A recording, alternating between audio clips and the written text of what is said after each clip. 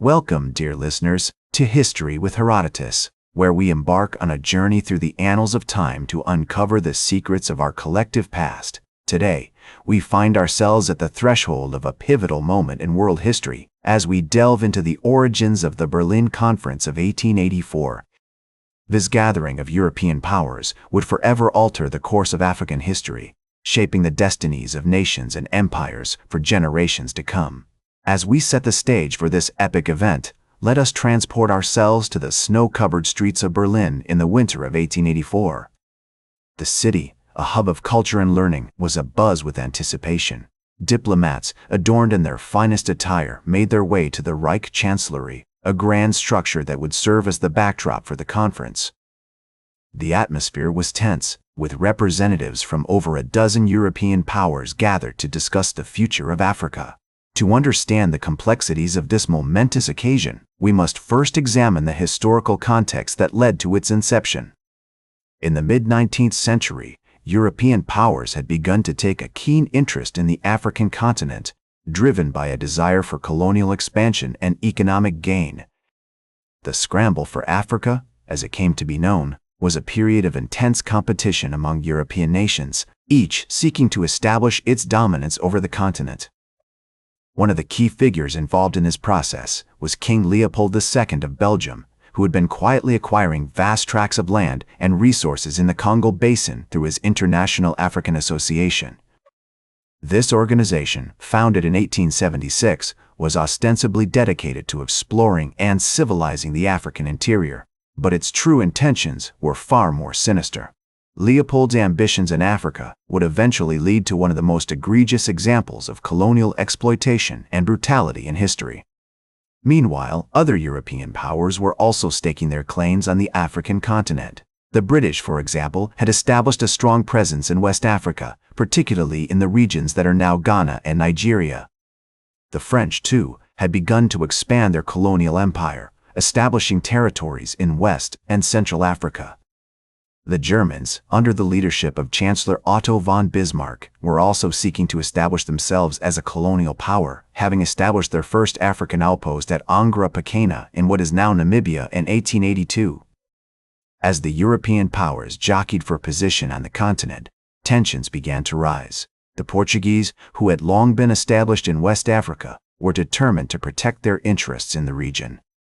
The British and French, meanwhile, were engaged in a series of diplomatic maneuvers, seeking to expand their own colonial empires while limiting the influence of their rivals.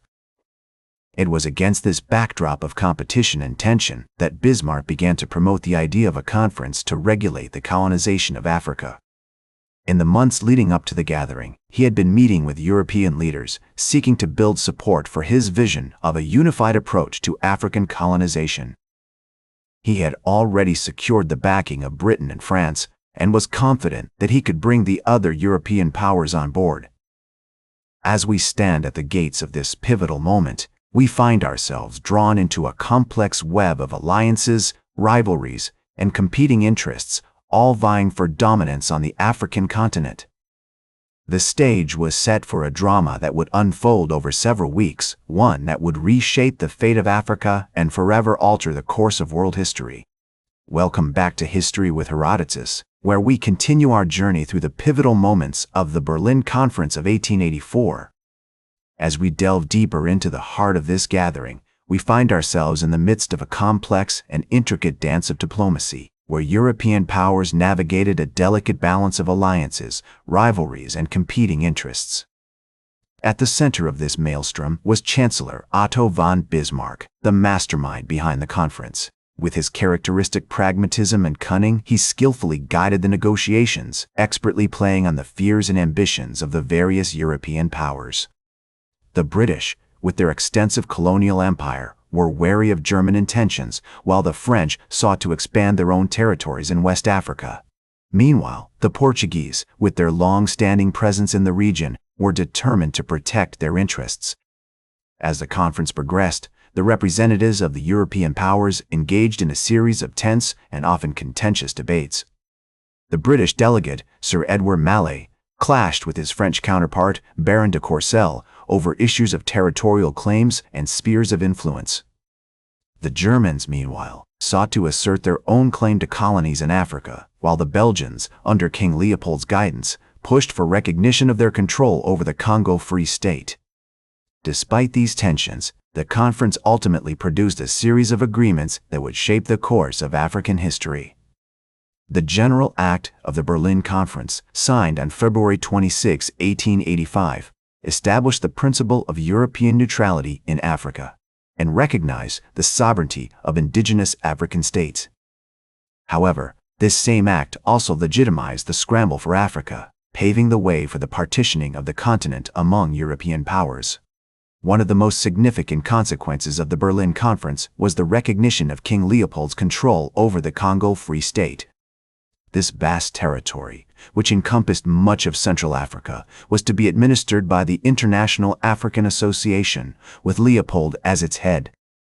As the conference drew to a close, the European powers had successfully divided the African continent among themselves, establishing the boundaries of their respective colonies and spheres of influence. The stage was set for a new era of colonization, one that would bring about profound changes to the social, economic, and cultural fabric of Africa. In this moment, we are filled with a sense of wonder and awe at the complexity and scope of the events unfolding before us. The Berlin Conference of 1884 marked a turning point in world history, one that would have far-reaching consequences for generations to come.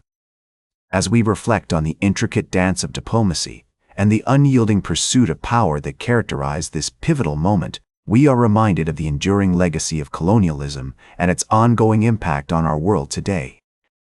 Join me as we conclude our journey through this pivotal moment in world history and consider the profound implications of the Berlin Conference for our understanding of the past, present, and welcome back to History with Herodotus, where we conclude our journey through the pivotal moments of the Berlin Conference of 1884.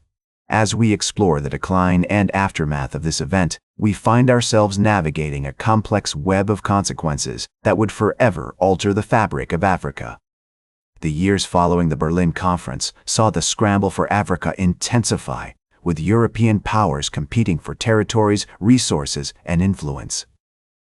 The Congo Free State, under King Leopold's control, became a notorious example of colonial brutality, with forced labor, mass killings, and exploitation of natural resources.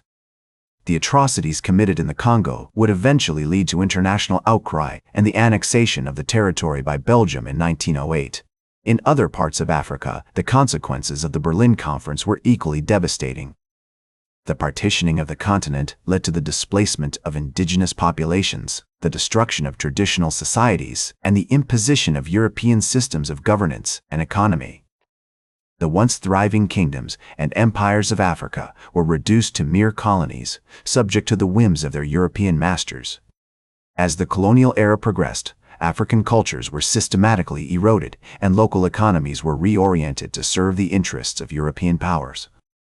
The exploitation of African resources, from gold and diamonds to cotton and rubber, fueled the growth of European industries, while leaving African communities impoverished and marginalized.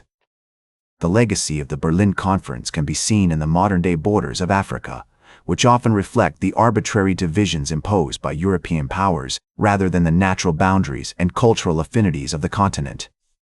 The artificial nature of these borders has contributed to many of the conflicts and tensions that plague Africa today, from the Congo to Somalia and from Nigeria to South Sudan.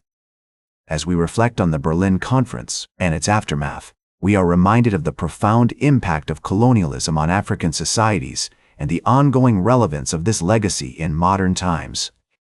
The conference marked a turning point in world history, one that would have far-reaching consequences for generations to come. As the African scholar and historian Walter Rodney once noted, the Berlin Conference was a signal for the European powers to proceed with the partitioning of Africa, and it marked the beginning of a new era of colonialism, which would have a profound impact on the development of Africa. In conclusion, the decline and aftermath of the Berlin Conference of 1884 serve as a powerful reminder of the enduring legacy of colonialism and its ongoing impact on our world today. As we consider the complex web of consequences that arose from this pivotal moment in history, we are compelled to confront the darker aspects of human nature and the devastating consequences of unchecked power and ambition. Join me next time on History with Herodotus as we explore more pivotal moments in world history, and together, let us strive to understand the complexities of our shared past and its continued relevance in shaping our present and future. That's all for today's History with Herodotus. Remember to like,